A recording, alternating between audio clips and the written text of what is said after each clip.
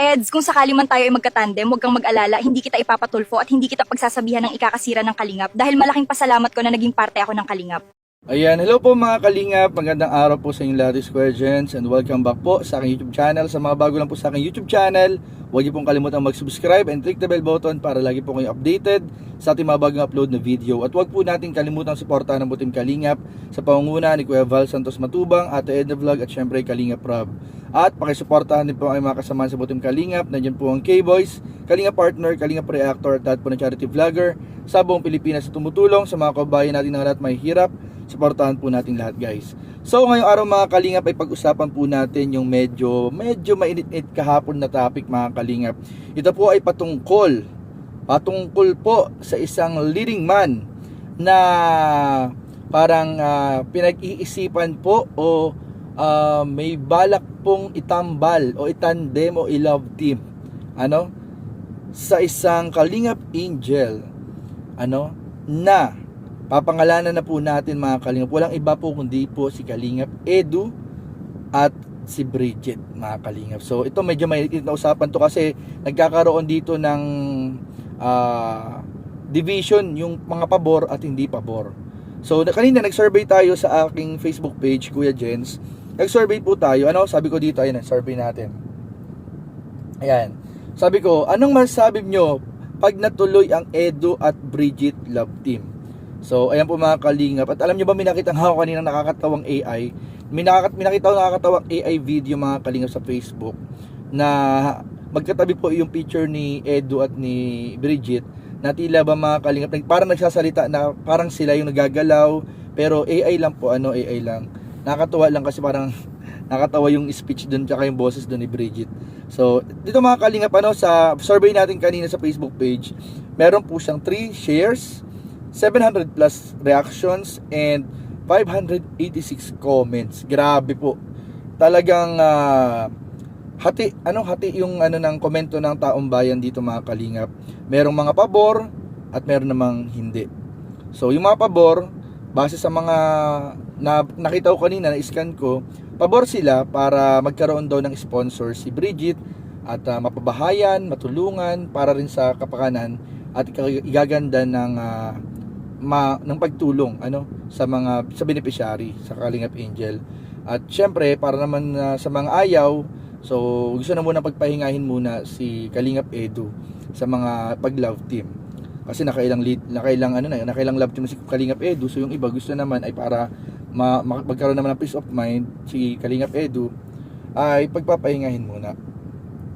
So ang mga nakalagay po dito mga Kalingap sa mga comments dito, babasahin po natin. Pero di natin papangalanan yung mga nag-comment. Ito ay base lang sa ilang mga komento na ating pwedeng pag-usapan. Kung gusto niyo pong mag-react, open po ang ating comment section sa mga reaction. Pero iwasan po natin ang bashing at negative comment po.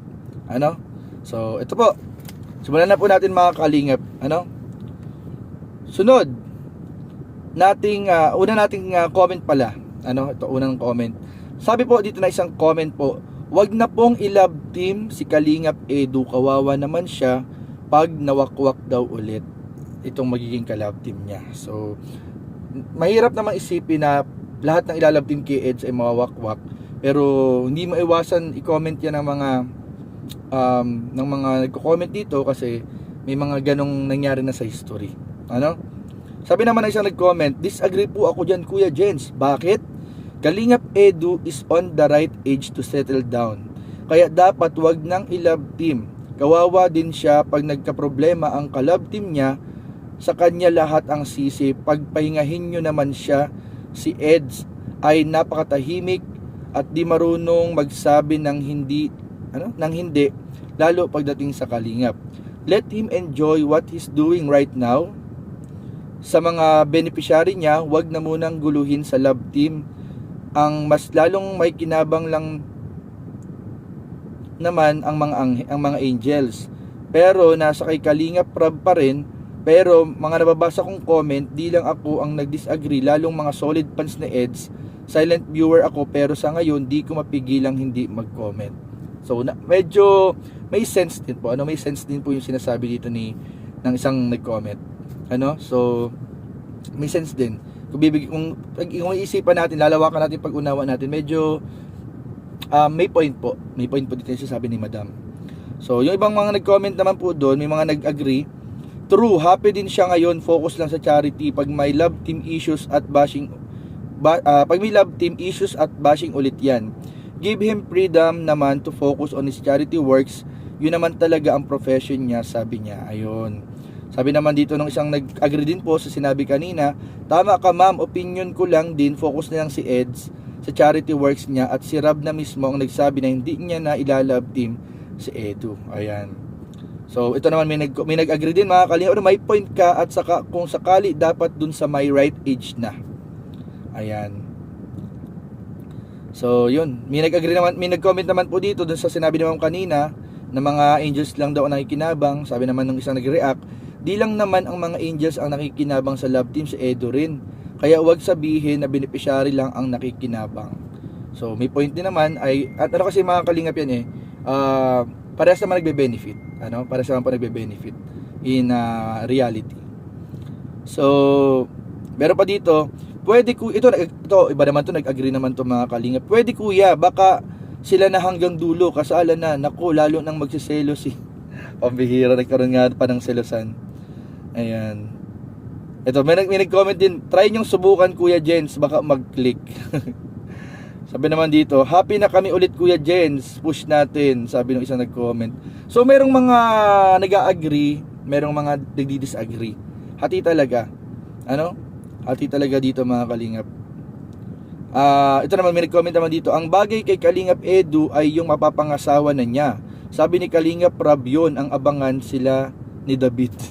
So, dapat daw kung may mga kalab team si Kalingap Edu, dapat yung mga katuluyan na daw talaga niya.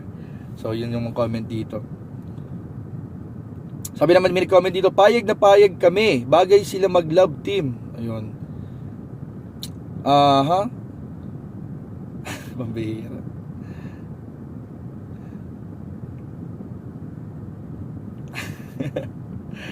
Ito, may nagsabi dito, Kalingap Rab, Kalingap Edu, si Kuya Jens nagpapasurvey na naman.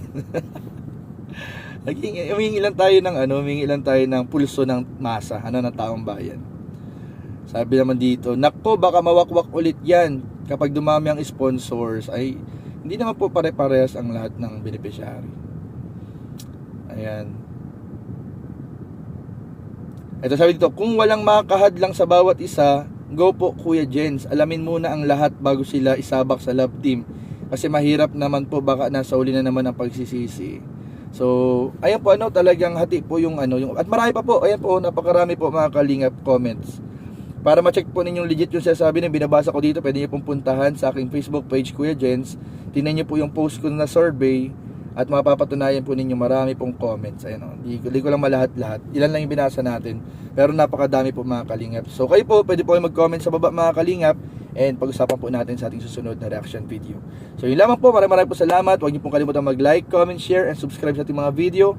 Maraming po salamat. God bless. Bye-bye.